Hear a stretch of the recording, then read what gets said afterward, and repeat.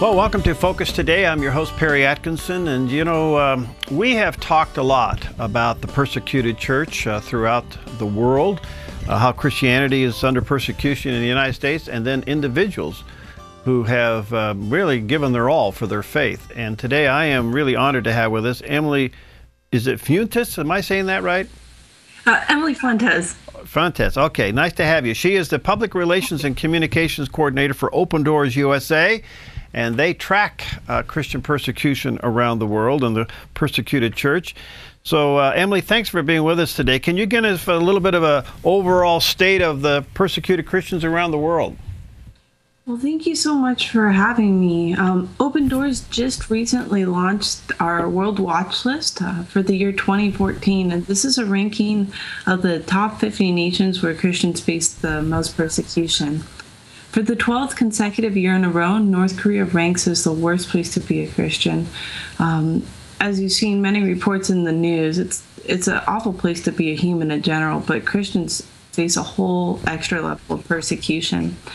It's the only place on earth where being a Christian can get you persecuted and executed right on the spot, or it means life imprisonment in one of their concentration camps, which is very similar to those of World War II Nazi Germany. Wow. Beyond that, though, it's not just your faith that you're concerned about when your Christian faith is found out. If your faith's discovered, up to 3 generations of your family can spend their lives in these awful concentration camp-like prisons. So that's you, your parents, your kids, your grandkids, all because of your faith. That adds a whole nother moral dilemma. Wow, we heard some incredible stories recently out of North Korea, and maybe you can confirm those, where on one day in several stadiums across the country, people were executed, some for just having a Bible. Is that true? In North Korea, it's oftentimes very difficult to confirm or deny cases like this just because it's such a closed country. But the reality is things like that happen all the time. So if it didn't happen in that instance, most likely that something very similar to it has happened in recent times. They keep the country very closed and only show the things that they want to see, like the positive things, or maybe traditions or propaganda type things. So the reality is that kind of stuff happens all the time. What's happening now with the Central African Republic? Yeah, for the first time in the history of our list, the Central African Republic landed on our list, and in its first landing ranked as number 16, which is extremely high for being a country that's never been on there before. Within the past year, as we've heard in the news, there's been Muslim extremists coming in and attacking the Christian majority population. So the Central African Republic is almost similar to the U.S., where there's a large majority of Christians, and it's being overrun by a small minority of Islamic extremists. There's been horrific incidences of rape, killing, attacks, and thousands upon thousands of Christians are refugees now as a result. Wow. I saw where 37 Muslim countries are persecuting Christians. Is that an accurate figure? That's correct. The 37 of our 50 countries, Christians face persecution through Islamic extremism. So it's whether it could be the government that practices an extreme version of Islam through like Sharia law or elements like that, or it's oftentimes extremist groups like Somalia, which is Al-Shabaab, the terrorist group, or Nigeria with Boko Haram, which is their terrorist group. The other faction will also be society. So something like Pakistan, where the government has blasphemy laws, which come from the government, but it's usually more of kind of a witch hunt from members of society who are persecuting Christians in an extreme Islamic way. What's happening in Egypt? Egypt has been one of those countries where it might be stable for a little while, and then there'll be attacks against Christians. So you might recall last August, there was an extreme heightened version of persecution against Christians in Egypt, even in Cairo. Hundreds of Christian properties were destroyed, along with churches that were either lit on fire or burnt down, attacked. Christians died in these attacks. It was something that Egypt, which is beforehand was a relatively peaceful to acts of persecution, started facing violence kind of for the first time. Maybe there was hostility beforehand or other issues of persecution, but this was actual physical violence. And so it's something that's very much on the minds and hearts of the Christians there. However, what we've noted is that when persecution increases often in many of these lands, God's doing an amazing work in growing his church. And there's been a revival, really, especially among young people in Egypt. More and more people are coming to Christ. There's large youth conferences of people dedicating their life to Christ. So we're seeing how he's working in spite of this persecution. Well, that's great news. Emily, can you tell us what is Open Doors' position on Israel and the Palestinians? Open Doors, Brother Andrew, our founder, once said that anyone who's a Christian, I want to help. And so we know that there's Christians on both sides, so Palestinian territories and as well as Israel, and we're there to serve Christians of all backgrounds and supply them with whatever their needs might be. So give us an update. What is Open Doors doing with this issue around the world, and how can we help you?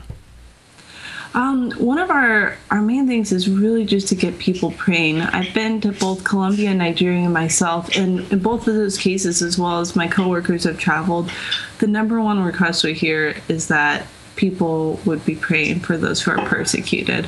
It's an amazing example of unifying the body of Christ that Paul talks about in 1 Corinthians. So we provide many prayer resources on our website, which is opendoorsusa.org. We have bulletin inserts, emails you can sign up for, just with the latest news and information and prayer requests. And we ask that not only you pray, but that you would share these resources with your pastors or your small group or things like that. One woman in particular, when I was in Nigeria, I told her I was going back to share her stories and prayer requests with others in the U.S. And she said, I had no idea Christians in the U.S. knew what was going on in Nigeria. She's like, I'm so encouraged to know that people I've never even met and people I didn't even know knew about the situation will be praying for me. Wow. All right, and that website again, Emily? That's opendoorsusa.org.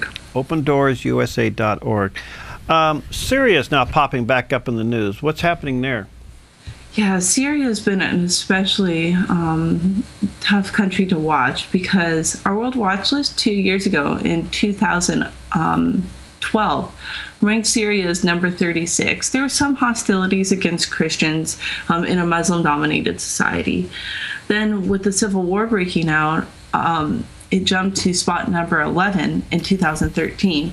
More violence, more attacks against Christians. But in 2014, it ranks as number 3. So within 2 years, it jumped from the 36th spot to the number 3 spot, which is a significant jump. And in Syria, sadly, it's been the country with the most martyrs this year. There's been at least 1,000 documented cases of people being martyred for their faith. We do very conservative estimates, things that have been documented in the news.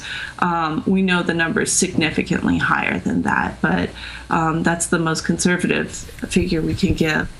So Christians, whole Christian villages, for example, historically Christian villages are being attacked just because they know that they're a Christian village. Islamic extremists who are fighting in the civil war are coming in and either just bombing these towns, forcing people to flee. And even in some cases, there's been massacres of up to 45 people in one incident. So the violence has just significantly increased. However, just like Egypt, there's been some amazing examples of God working in spite of the persecution. A lot of churches are setting up an area to give socioeconomic relief, so they have food and clothing and all those who still remain in their town. And they've used it as witnessing opportunities. One pastor even shared how a man who looked like an Islamic extremist, who had the beard and everything, came in to get some food and clothes, and he was shouting some fanatical statements. Well, they kept an eye on him, but encouraged him to sit through the service. And afterwards, he actually gave his life to Christ. So God is doing amazing things in spite of the persecution. Yeah, we're hearing some pretty remarkable stories coming out of some of these Islamic countries that are just flat out miraculous. Yes, that's right. There's been cases in countries like Iran and others where it's very closed and it's hard for people who are Muslim to find out about the Christian faith. But we've heard amazing stories of people seeing a man in white in their dreams with holes in his hand, knowing that it's very much Jesus, and they knew that they had to go down to their church and ask more about this, even though it was a high risk for them, even though they weren't Christians yet. God speaking to them in dreams. That's and they're wonderful. coming to know Him. All right, again, opendoorsusa.org. One more question. What's happening in China? China's been a country where actually there's a little bit of good news. So Eastern Europe, for example, is where we started our ministry, and many of the countries in Eastern Europe, like Poland and whatnot, don't really face persecution anymore. It's spread to other countries. China, it's thought that there is no longer persecution, but it's a lot less severe than it used to be, depending on the region. So for the most part, the country's experiencing a great deal less of persecution. But in certain regions like the Uyghur section, which is the northwest near the stands like Kyrgyzstan and Uzbekistan, there's some persecution, as well as the Tibetan region too. Wow. But Emily, thank you for what you and Brother Andrew, the whole team does. Thank you so very much. And let's stay in touch and keep us informed. And let me say to our viewers and listeners, check out these stories and support them if you're so led to do so. And that's opendoorsusa.org. Thank you, Emily. Thank you so much for having me. All right, God bless. We'll be right back.